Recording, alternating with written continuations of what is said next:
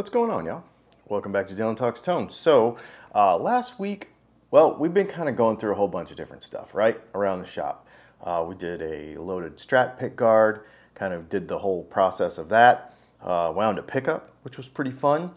People asked on the pickup winding one for some kind of before and after process too, like how you start the bobbin, how you finish the. So we'll do that video coming up. But one of the things I thought we would do today is let's do a Telecaster control plate, because that's probably one of the most popular mods that we sell a bunch of them, like the loaded ones, but we also sell a lot of the parts. So, you know, you can buy all of the individual parts here at Dylan Talks Tone. So you can buy the pots and the jack and, you know, the caps and all that stuff. So kind of putting these things together, I'll give you a couple of tips and tricks. We'll do a nice little overhead here for you so you can see it. And, you know, whether you buy it from me or not, it's no big deal. But I just want to kind of give you an idea how we do it, because I think they come out pretty nice. So let's just get over the bench and let's do it. All right, so there's a couple of different ways we do this. We've got our pots here. So we've got, we use a pure tone jack in our stuff anyway. You can use whatever jack you want, but I use those. CTS 250K pots. We've got some knobs here. I like the brass ones because I like how heavy they are. Our nuts and washers, our 15, our .015 orange drop cap, and our Oak Grigsby electro switch 3-way. When we do these, we don't use those cheap junk ones. These are the nice thick ones that look just like the Fender ones, because they may or may not, mostly may, come from the same place. And yeah, they're really super nice. So when you order just the wiring from us and you don't get all of the stuff, typically what I do is I have this just old beat up one that I just build the circuit on, and then I take it off of it and send it to you so that the spacing is 100% correct. So I use this as a template, which is pretty cool. All right, so first things first, let's go ahead and let's build up. First things I do is to go ahead and throw the pots on. I use 2 nuts to space this. Now this has a little spacer tab that you can actually just run this up tight to this tab. But I don't like it because I don't like the spacing, the spacing that it gives me, and B, it makes it feel like the knob is it can make the knob a little lopsided, if that makes sense. And I like the knob, I like this brass to just come even with the top of the nut. I just think it looks nice. It's not necessarily, there's no reason. It's just a cosmetic thing that I think looks sharp. So that's why I do it like that instead of use that. I don't like the knobs. So I guess a pet peeve of mine, I don't want to say a pet peeve, but just a thing that I'm particular about is I don't like the knobs to sit too high off the guitar. That's just kind of my thing. So I get a little anal about the spacing of the pots. Come on.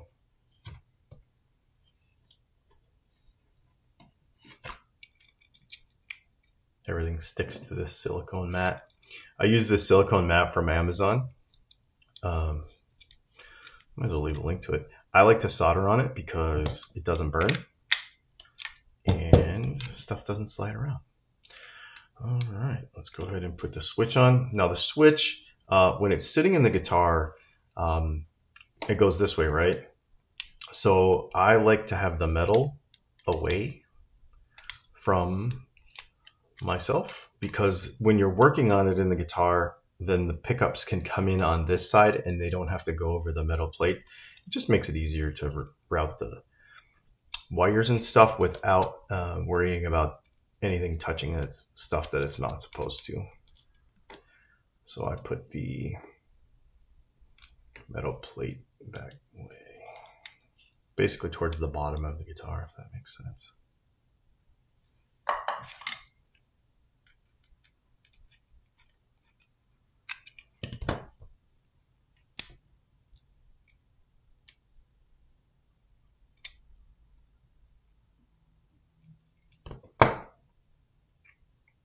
Oh, I forgot to get a plastic switch tip from the supply cabinet, but we do use, we provide the plastic switch tip when you do the complete stuff too. All right, so I have this grooved piece of wood that I work on all the time. It's just it works good to hold everything, to be able to solder on. All right, so the very first thing I'm going to do is I always like to do the capacitor first, and I'll show you why. So put the capacitor through there like so.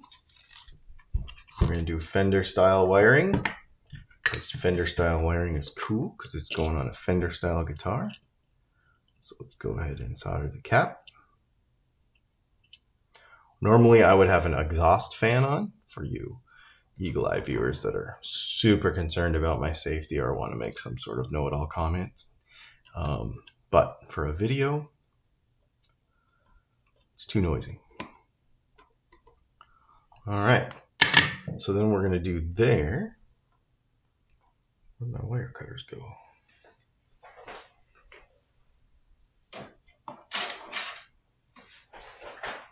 So I do the cap first because I like to use these little pieces.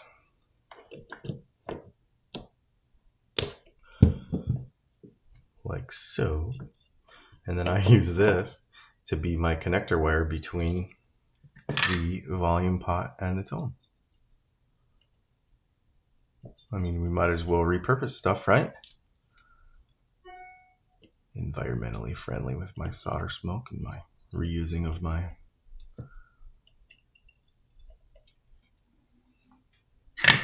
capacitor legs. And then you just make sure we clip this out of there. Let's get that a little cleaner. All right, now this one I use to bridge. So on a Telecaster wiring, there's a wire that goes all the way through. Well, this capacitor leg actually works perfectly for that little bridge wire that goes through there. So you solder the two on this side, and then you solder, and I actually lay it over and solder here. You don't want to use too much solder here. If you do, it'll drip down in the switch and you'll ruin the switch. But I like using the capacitor leg to do that, just because it looks clean and it works well. All right.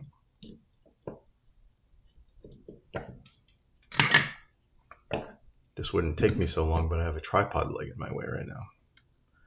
All right, we'll get rid of that little excess. And a couple other things here. So I don't know if you know this or not, but every one of these switches is actually two switches. There's a set of switch on this side and a set of switch on this side. It's like a double pole switch. So you actually have to bridge them both together for that to work. On a Strat, you do the same thing. I think we explained that in our last video as well. All right, so we need a little piece of wire. So we're gonna go from, this is the output of our switch, from here down to our tone, or our volume, I mean. And I flip this around. Since we've already soldered that other leg on there, there should be enough solder in this eyelet to go like so. Slide that baby in there, and then make that look nice and neat. Bend that over for our volume, and then we're going to take a black piece of wire, and we're going to throw it through here like so.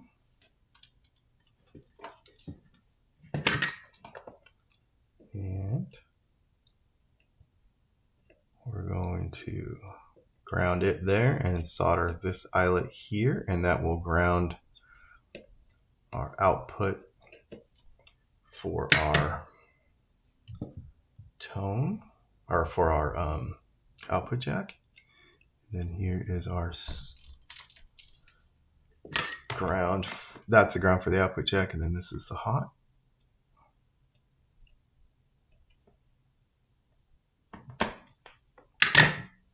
boom. Okay, and then I leave about this much length, something like so. And we clip both of these off like that. I'll show you a little trick here. We use these pure tone output jacks. So what I do, I'll just give you a little trick here. This doesn't work on all jacks, but it does on these ones. I put a screwdriver in it. That way, it doesn't move around when you're trying to solder it. Now, the one that doesn't look like it's hooked to anything is the hot, because that's actually hooked to something. It's just going underneath that little center plate. So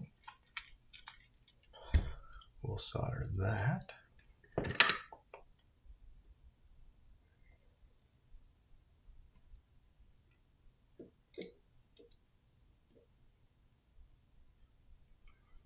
Here. Now, if these are plated like colors, like black or gold, they take a lot of heat, and sometimes plated jacks like black or gold ones, you might just take a little file and file them first, because sometimes that plating makes it a pain in the butt to solder on. The pure tone jacks are kind of like that. If you've got a black one, sometimes you have to either file it a little bit or really, really, really get it hot for a long time. But the normal nickel ones are fine. That kind of goes for all plated stuff though. Cool. I'll just give this a little twist so it looks nice and neat. People make a big deal about this, like it's supposed to make everything quiet and whatever. That's a bunch of BS. It's just for looks. All right, so then that will go in the Telecaster, and that's enough length to not have so much length that it gets tangled, but also that it's enough to make it there. And what I would recommend when you put this in the guitar is put a jack in it, like push it through with your finger and then put a jack in it. That way, you know, if you put the plug in here, it will, before you screw everything in, it'll make sure that these wires don't get caught up in here. Sometimes when people will put stuff in the guitar, like a wire will get kind of stuck across in here, and you won't know that until later. So, all right, so next thing we do, I turn the volume and the tone all the way up, and we use these little brass spacery things because I use split shaft pots on everything. The reason I do that is because it's more, not everybody uses the same kind of knobs, and it just gives us more flexibility. I'll tell you something too. I'll give you a little trick here. If you don't have these little brass things and you do have a screw style, what you can do is you put this on here, okay? And then you lift it up to where you know that that screw is going to go into the side of the pot. But what you don't want to do is you don't want to run the screw across this way. That will smash this. You know, the slot in here, it'll actually smash this and push it together. So if you don't have these little screw or these little brass sleeves, you can still use this, not on a solid shaft. Just make sure that when you put it in, this screw that holds the knob on splits between here. Because what it'll do is it'll apply a little pressure and it'll spread these just a touch, and it will make it to where the knob doesn't come off, but it also doesn't ruin the pot. If you go across this way, it will it'll smash it and it might ruin the pot. So there's just a little tip. And even still, I still do this. I still put them on this way. Lift it up just a little bit. Like I said, I don't like them to be too high off the bottom. Basically, just high enough to not scrape on there. And then the tone. And I like them to be the same height because I'm a little anal about that too.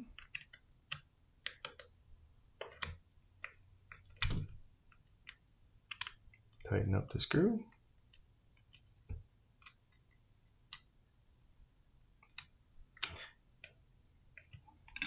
Everything takes longer when I have a tripod in my way because I can't see. And there we go. Nice and clean, super easy. So when you get this from us, or when you do this yourself, the neck pickup goes on the one all the way here on the outside, and the bridge pickup goes on the one all the way here, opposite of the little jumper wires. And that is how that is done. There you go. Telecaster control wiring. Now you can either just use this video as a guide to do your own, or you can buy the parts from us and put yours together yourself, or you can buy these fully loaded ones. Black plastic switch tip goes on there too. Comes with it. Yeah, so there you go. High quality parts, good soldering. I recommend you just have a good soldering iron, and we use Kester 6040 solder here. Yeah, pretty basic stuff really, but the end result is very, very nice. Anyway, there you go. Thanks for hanging out. If you have any questions about all these other little things that we do to put a guitar together, let me know. Maybe we'll do some more of this stuff. This is really fun to kind of do on camera. I like the little overhead thing we've been doing lately. It's been working out really well. Please do me a favor. Like 60-something% of you are not subscribed to this channel, and we're getting really close to 100,000. Do me a favor and hit that subscribe button. I appreciate that very much. We've been working at this a long time. So thanks for hanging out. You can check out where to get these parts at DylanTalksTone.com. And we'll see you in the next video.